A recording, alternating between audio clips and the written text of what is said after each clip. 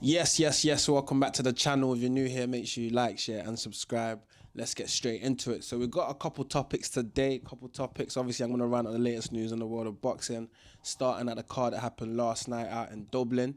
Yeah, Dublin with my guys, Pierce O'Leary versus Mark Chamberlain.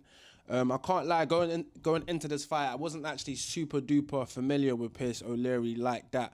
I just know that obviously he was a guy that was kind of like being pushed and spoken about as like maybe going to be the next face of Irish boxing type of thing, or the next one of the next ones anyways of Irish boxing.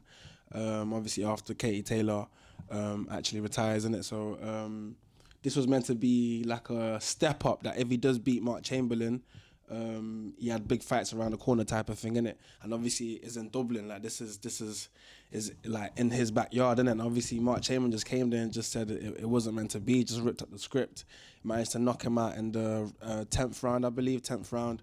Absolutely cracking knockout. I can't even lie. The knockout. Obviously, I managed to watch this one live on the zone. Absolutely cracking. And what was crazy about the knockout is that the pace wasn't even going Mark Chamberlain's way. Like, alright, cool. The first, to be honest, I'll give Pierce O'Leary credit. Yeah, like the fight didn't start great for him, innit? Like I think he got knocked down in round two, and then he got knocked down again in round three, I believe. I think the first knockdown he was kind of going backwards, anyways, when he got caught. I don't know whether it was a jab or a right hand, like the end of it. Do you know what I mean? And obviously he just like fell backwards, but he was already going backwards anyways, and if that makes sense. But the shot did still connect in it, and obviously he fell to the floor in it. But the second knockdown, I think it was like an uppercut.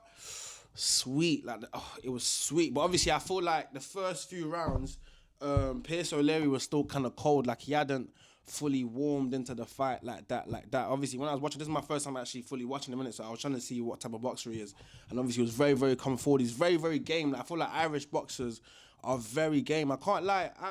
I'm a big fan of Irish boxers. Still, I actually really want to go to the Katie Taylor card.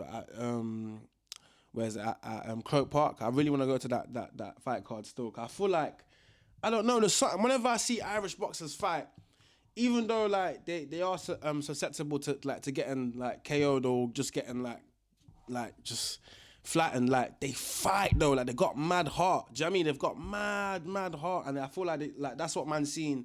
That's what man saw in the fight against Pierce O'Leary versus Mark Chamberlain. Car the earlier rounds, O'Leary was. Like I said, he was just a bit cold. Like it felt like he wasn't really warmed into the fight yet. Mark Chamberlain was way more, I don't know, just elusive. I felt like everything he was trying to throw was landing. Like it felt like he was completely in control of the fight. And obviously, I knew a lot about Mark Chamberlain, obviously, since the whole Riyadh season stuff and blah, blah, blah. I've watched basically all of his fights since like the whole Turkey stuff, innit? But that was one of his best performances, if I'm being honest. That was one of his best performances. Like, not even just because of the knockout, like how he was actually performing. Obviously, he got knocked down as well. Pierce O'Leary managed to knock him down, I think, in round seven, I believe. I think it was round seven. But all in all, it was a very, very good fight. Very, very good display. I think he won the IBO belt. I think it's an IBO belt. Don't you think, like, Frank is like... What's Queensbury got with this IBO thing? I feel like every single Queensbury card that I watch, there's an IBO belt associated with it, like. But anyways, moving on, it was a good win for Mark Chamberlain. Obviously, he can push on from this now. I think Turkey even made a tweet as well, bigging him up on the win in it. I think he wants to have a fight over in down in Portsmouth. I believe there is a rematch clause in this fight, in it, so there's probably going to be a rematch going to happen. I don't know whether it's going to happen in Portsmouth. Frank didn't confirm that, but. Maybe they just have it again in Dublin, innit? It looked like a really good crowd in there. The atmosphere looked absolutely crazy. It looked like it was loud. It was mad loud on the TV. So I can't even lie. Every time Pierce like threw a shot and it landed, yo, they was roaring and they're still like it was proper in it. So maybe they should just have a rematch again in Dublin. But overall, it was a really, really good fight. Like very, very entertaining.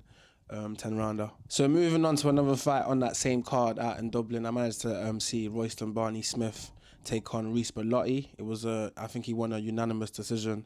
I can't lie, I've only seen Royston Barney-Smith fight. I think it was one fight, not his previous fight. I think it was a fight before.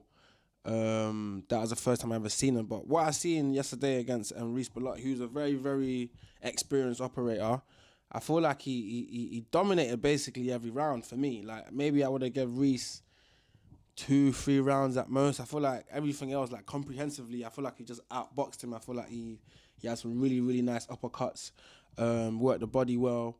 And I feel like even though Reece was trying to do the old man tactics and try to not play dirty, but like play a bit rough in there, I feel like he just weathered it. I feel like it was definitely a good challenge, a good task, but I feel like the way he dealt with it, I feel like he was really, really good. Obviously, people now are talking about should Royston Barney-Smith take on Ryan Garner, and I'm not too sure yet. I feel like maybe, cause I'm sure Royston's still young. I don't know if he's like 22, 23 or something. I think he's around them kind of ages. I don't think he needs to. Obviously, I think they're both from Southampton, if I remember correctly. I think that's what one of the people on the commentary team said. But I think they're both from Southampton, so it will be a big local fight down in Southampton, innit? But I feel like maybe you can have another, like maybe 1 or 2 more fights before the Ryan Garner fight and just build it up, innit? Because I feel like there's still not development, but there's still more experience he could have as well before taking on that fight, because it's going to be a big fight anyways, and that fight's kind of always going to be there. I'm sure Ryan Garner is it WBC super featherweight world champ right now, innit? So I feel like depending on how his next fights are and how long he can hold that, but to be fair, he's got the belt right now, innit? So they probably want to have it right now. But obviously, if you beat Ryan Garner now, you've got the belt, and now you've got the responsibility of being champion, innit? So it's like, is he ready for that type of step up in it right now? But overall, good win against Reece Barney. I really enjoyed the fight. Obviously, he won a unanimous decision, and I think rightfully so as well. And I'm looking forward to see more of Royston Barney-Smith. So moving on to the other news in the world of boxing right now, we've got this whole Keyshawn Davis versus Devin Haney debacle, where it looks like the fight is not going to happen anymore. The backstory is, I think, obviously the WBO ordered Devin Haney to defend his title against his mandatory challenger, which was Keyshawn Davis, innit? And I believe Keyshawn was offered $3 million for the fight or something like that, innit? And obviously him and his manager, Jay Prince, obviously said no, and obviously they wanted to go to purse bids, innit? And now it's gone to purse bids. Top rank have won the purse bids, and obviously I think the splits works out where Keyshawn will now be getting, I think, like 2-point-something million, but it's less than the $3 million he was initially offered, innit? And obviously now he's refused to go ahead with the fight against Devin Haney, and obviously people are saying it's a duck. Obviously me, I'm not as versed in the whole backstory with these lot, but from the videos and the clips and the research man's done into it, it's like, it seems as though Keyshawn's been calling out Devin Haney for time. And I'm not going to lie, I'm going to keep it real straight off the bat, yeah.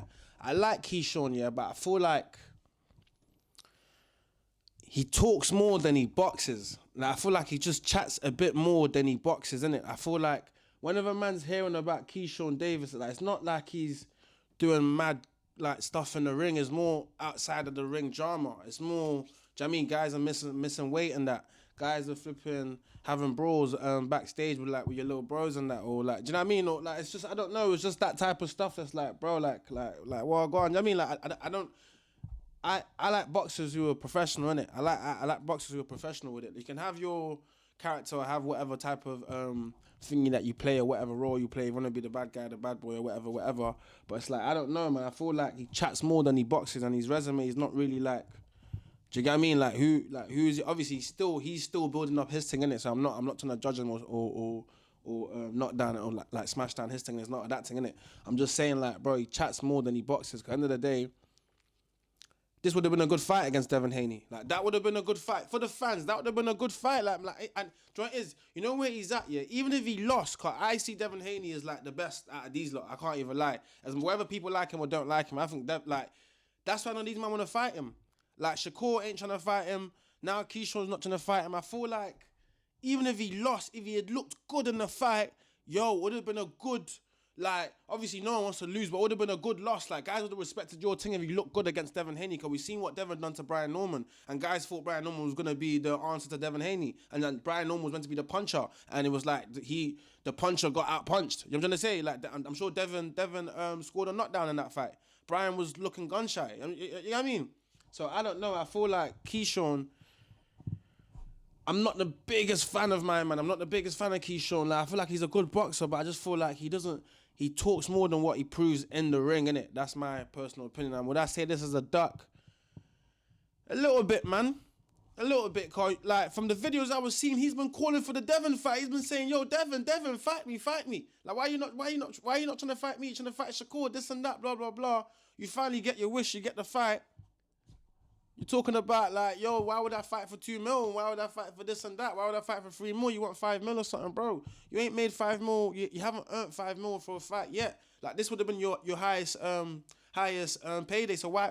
I don't know. It doesn't make no sense to me, innit? But obviously, American boxing is just a different. For me, that's why sometimes when it comes to the American fighters, like, I just tap out at them because I feel like they chat way more than UK. Like, they just chat, and they don't fight each other. Like, they just fight guys that's like, yo, what? Like who is this? Do you know what I mean? But anyways, yeah, the Keyshawn's pulled out of the fight against Devin Haney that got ordered by the WBO. It's not gonna go ahead. It does look like a duck to me. He's gonna say otherwise, but obviously you wanna see what he says and how everything still transpires, and who Devin's probably gonna face next, because he's been at the ring for a while now. I think his last fight was against Brian Norman Jr. innit, and that was like last year, probably like end of last year innit. So I feel like he's got to get a credible and decent opponent soon, because ring rust is a real thing. Like, as a boxer, you still got to stay active no matter how good you are. You still got to, like, you know what I mean? So he definitely needs a fight real soon. So moving on, last but not least, we had a fight out in Las Vegas between William Zepeda and Lamont Roach Jr. for the vacant WBC lightweight title. And obviously, William Zepeda won a unanimous decision. And I can't lie, well-deserved still. Very, very well-deserved. I feel like that was an excellent display of, like, pressure fighting. Because the way my man was throwing, like, it was just relentless. Like, it was, I think, like, the punch stats, I think it said something like Zepeda must have threw, like, around 700 plus shots. And I think Lamont Roach only threw around 500. But, like, when I was watching it back, it's like, I didn't watch it live. When I was watching it back, I was like, no, like, my man's just throwing relentlessly, bare shots as well. And not just pitter-patter shots, like, it's real shots with venom. Like, it was digging him in his body. Like, it was crazy. I thought, some points I felt like, not, you know when you're screaming, should be like, raw, like, but I felt like maybe, like, Lamont might even take a knee or whatever. But, like, kudos to him, innit? Like, kudos to him for sticking it out through the 12. I feel like he was just, don't get it twisted, he did land some really, really good shots as well against Zepeda. It wasn't like he wasn't getting no success, whatever, but it's just like, I feel like he just got overwhelmed with the amount that Zepeda was throwing, which he is kind of known for. So I thought going into this, I thought like Lamont Roach should surely have some sort of game plan for that type of fighting style, car. Man know what William Zepeda's on. Like, he's known for throwing bare punches to fight. Do you know what I mean? So it was like, I thought maybe he would have something to kind of work his way around that, innit, like to kind of counter that fight style, innit. But obviously, whatever he was trying to do, whatever game plan he did have in there, just wasn't working in. And I feel like Zepeda just, yeah, like I said, he just overworked him and just swarmed him, innit. I feel like it was just it was just too much for him, innit. And obviously, he got the UD out in Las Vegas to become the new WBC lightweight world champion, innit. I feel like that, like I said, well deserved. I feel like he can push on from this now. I think he was at the ring. The last time he was in the ring was against Shakur Stevenson, where he suffered his first loss. So him getting the title now, he's kind of back in the mix of things, innit, like fully in it anyways, innit. So I feel like he can definitely push on for now. But for Lamont Roach, this would make it, I believe, his last 2 fights, what was it? I think his last 2 fights were a draw. He drew his last 2 fights, and this is now a loss. So his last 3, 2 draws and a loss. It doesn't look good on the record, but the actual tale of the actual 2 draws is not what it looks like on paper. And I feel like some will say he should have won against Gervonta Davis, and others will say he was hard done by against Pitbull Cruz as well, innit. So it's just a bit unlucky for Lamont. I feel like he did come up short against William Zepeda, which he did admit as well in the interview after. Like he said, like Zepeda was just the better fighter on the night, innit, and it was just one of them. So I feel like he was honourable in defeat as well. So like kudos to him, and I feel like he can come again, man. I feel like he's a decent fighter, man. I like, even though Zepeda was better than him on the night, I feel like Lamont Roach is a good fighter still. Like I don't think he's rubbish. Like from what I was watching, from what I was seeing, he just was a pace or 2 below what my man was like, the output my man was given. It was just too much for him, innit. It was just one of them, innit. But yeah, overall it was a good weekend of boxing still. Like I caught a few fights. I seen Adam Olanian as well. He managed to knock out the guy he was fighting. I forgot his name. I believe in the second round, and I feel like it was a good knockout as well. I knocked him out with, I think it was like a jab. Do you know what I mean? But yeah, overall it was a good weekend of boxing, and that's gonna be it for this video. Let me know in the comments what you think about Pierce O'Leary versus Mark Chamberlain. Do you want to see the rematch? Do you think Pierce can beat him in the rematch? Let me know what you think about Keyshawn Davis. Do you think he's ducked Devin Haney? Like, after calling him out for all this time, and then now you finally get the fight. Now you're just like pulling out, saying this and that, blah blah blah. You want 5 mil when you've never earned 5 mil for any of your previous fights before. Do you know what I mean? It sounds like a bit like you're trying to earn the most out of this fight, just in case it goes horribly wrong. So at least you was nicely compensated. That's what it looks like to me, innit? And let me know what you think's next for William Zepeda and for Lamont Roach. Do you think Lamont Roach can come back from this? Do you think he can still push on, or do you think it's starting to look a bit spooky? But yeah, let me know all of this in the comments. Remember to like, share the video as well. Remember, we got a new Cut the Ring Off episode with Harlem Eubank out right now on the channel. Make sure you give that a watch as well every single time. Love.